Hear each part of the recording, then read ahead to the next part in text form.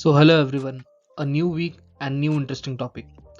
So, a couple of months back, I came across a list called as National List of Essential Medicine, and it got me to thinking that what exactly are essential medicine in the first place. So, in this particular video, we are going to look at what is essential medicine, what are National List of Essential Medicine, and why they play a very important role in governing the entire healthcare of a particular country. So, let's start this video.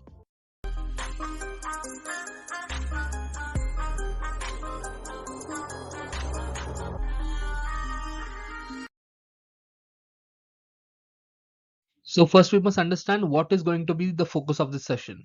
In the first section, we are going to understand what exactly are essential medicine and what is national list of essential medicine. We are also going to look at the history of essential medicine and what is the global paradigm of this medicine. Then we're going to focus on what is the exact criteria for a medicine to be declared as essential medicine and what is the designation of it. And then we'll understand what is the purpose of declaring such list of essential medicines, and then finally what are the challenges and issues with declaring such a list and how it affects the healthcare of a common person.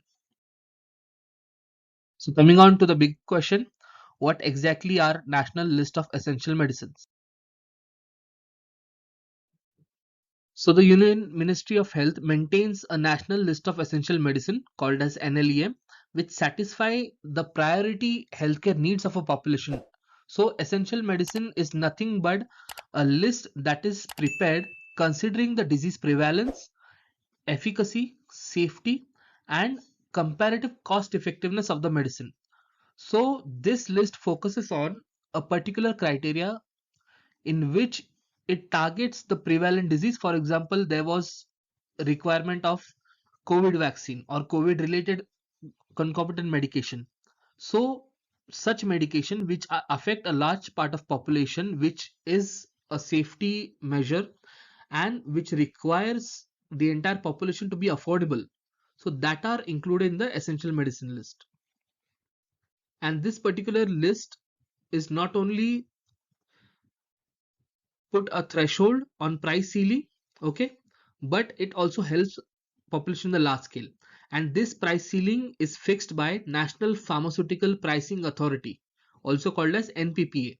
So this is the government authority which fixes a set price so that that medication cannot be sold at a higher cost and it is affordable to all the population. The Ministry of Health and Family Welfare is responsible for preparing these medicines in India, and the first list of essential medicine was in the year 1966 in India, which consisted of 279 medicine, the first list. After 1966, the list was subsequently revised in 2003, 2011, 2015, and when I came across in 2022. So the latest draft, the latest published national list of essential medicine is in the year 2022. So if you want to make a successful career in clinical research and move forward in this robust field, so make sure that you have the right kind of tools, right kind of certification. So our friends at Clinical Aim Research Institute provide excellent advanced certification in clinical research where they teach you clinical research fundamentals as well as CDM and pharmacovigilance. So go ahead, call on these numbers and give them a try and make your career brighter.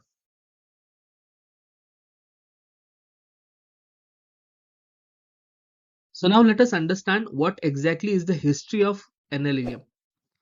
So the first country in the world to compose the essential medicine list was Tanzania. I know it was surprising for me also, and that was in the year of 1970. Then in the year 1975, the World Health Assembly, later that became WHO, even assisted the member state in selecting and procuring the essential medicine and assuring that you get a good quality of medicine but at a reasonable cost. Subsequently, the first WHO model list of essential medicine was published in the year 1977, which contained 186 medicine. Now, this WHO model list is released every 2 years, and this particular list is focused on at most important of the basic medicines, the indispensable and necessary nature of the health, as well as the population at large. And the criteria of selection are based entirely upon efficacy, safety, quality, and cost. So keeping that in mind, the model list of essential medicine is released by WHO, and the respective country then takes those medication and customizes based upon the need of their population, and they fix a particular cost with a certain quality. Now we must understand what is the criteria for national list of essential medicine of a country.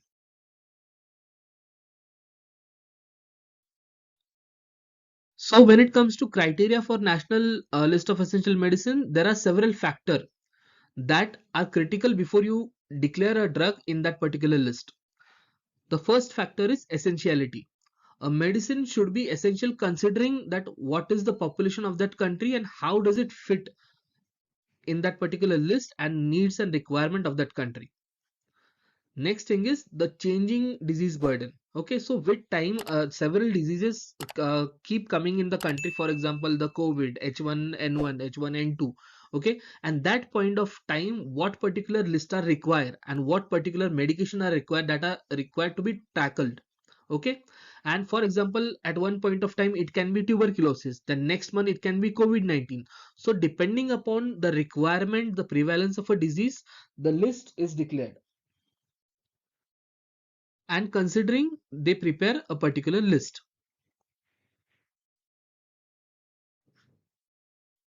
The next factor is efficacy and safety. So the medicine which comes under list needs to have unequivocally the evidence of efficacy and wider acceptance based on the safety to be included in the list. So whatever medication the government is including in this list, it has to be safe and efficacious. Next criteria is being cost effective, and I think this is one of the most important criteria because a large part of population, particularly in India, struggles to find quality medicine at an affordable price. Okay, like my last video on generic medicine, you can make some medicine generics, but if some medication are still under the patent protection, but you have to provide it to the large case of population, then you have to think about cost effectiveness. So the total price of the treatment must be considered in this case, and that has to be taken care of by including that drug in that particular list. So only the per unit price may not be best for this particular benchmark, but the entire treatment has to be considered. Then the next criteria is fixed dose combination. So the single dose medicine are considered for inclusion in LLEM, but if there are fixed dose combination, they are only needed to have proven advantage concerning the therapeutic effect. So that is also one of the criteria. Then the final criteria is turnover. So high sales turnover alone is not the factor for considering good benchmark. For example, a lot of people take Comiflame for pain killing requirements, but that is not a single criteria because it's popular. Okay, so what is the turnover, how effective is it, and other factor which are mentioned above, that are also considered when it comes to preparing that particular list. So these were the criteria for NLEM. So now coming on to understand why exactly do we need a national list for essential medicine.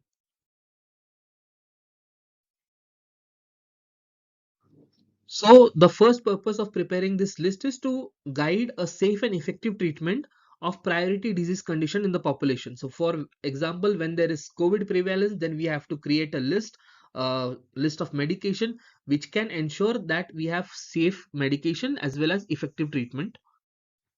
Also, we prepare this list to promote rational use of medicine so that a large part of population can afford this medication at a particular price. And also we have to optimize the available health resource in the country. Okay, if those health resources are not shared with the larger part of population, then it can even lead to that pandemic going out of control. So we have to prepare document and guidances in which the state governments also prepare list of essential medicine, and depending upon the prevalence they procure the list of supplies that are requirement, okay, for the from the public sector to provide to the masses. And this particular list is also made in consideration as I said earlier, disease prevalence, efficacy, safety, comparative cost effectiveness of the medicine. Okay, so these are the most important four criterias, and such medication should be available in such a way that the individual or the community can afford it. not a particular section or society, but the entire country and the individuals in it should be able to afford it. That is the main purpose of such list. And if someone asks you that when is this list updated, for WHO it is updated by every 2 years by the expert committee. And when once that list is published, then the government also customizes it depending upon its requirement, and again they will release their own national list. Okay, so the global list is released by WHO and the national list by a particular country. So now let's understand what are the challenges or the issue in drug pricing regulation of this particular medicines. So the first issue would be that these medicines are mostly sold on per unit basis in India, and regulating the cost of the entire strip is not effective, because you have to understand that although most medicine are being sold loosely in retail basis, but when it comes to the entire strip, then that is not essentially pass the benefit to the customer also. So that is one of the problem. Again, this access to the essential medicine is very low because there is very low of how do I say, reach from the government. Okay, for example, we have Pradhan Mantri Jan Aushadhi Yojana, which promotes generic medicine, but a lot of people do not know about it. So access to this medication is also one of the challenges. Also, the Indian NLM comprises of 348 drugs. Okay, but there are a lot of drugs, and this leaves out many essential medicine under price control. So the person who requires drug for other kind of treatment, they cannot afford that treatment. So it limits to 348 medicine, and it leaves the other medicine as it is, which becomes a burden on the healthcare of the country and the common man. The other issue would be that it does not cover the combination of the drug. Okay, so it focuses on only one drug, but what if that drug comes under combination? So if a price control drug is combined with a non price control drug, then it will come out as a price control drug. It should ideally happen that, but when it comes to combination, the rules are very different to understand, and therefore they are not essentially included in the list. Then if a company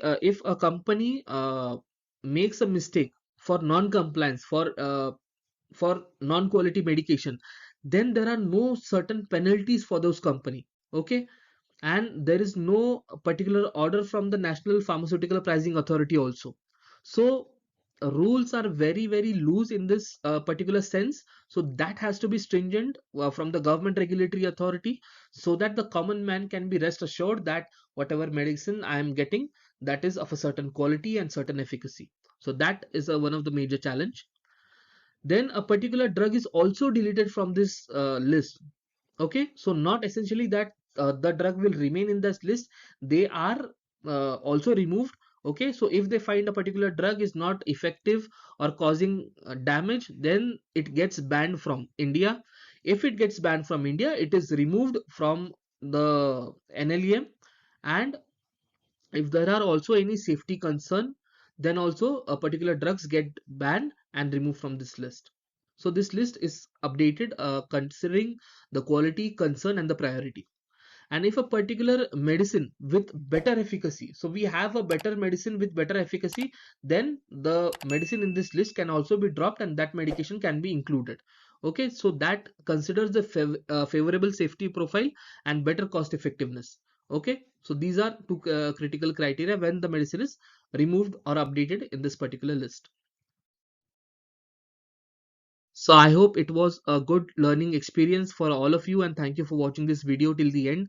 Make sure that you share it with a lot of people so that we can educate and promote awareness and help in health affordability. And please make sure you like, share, and subscribe. It is very important for our growth also and for the entire healthcare community in India. Thank you so much.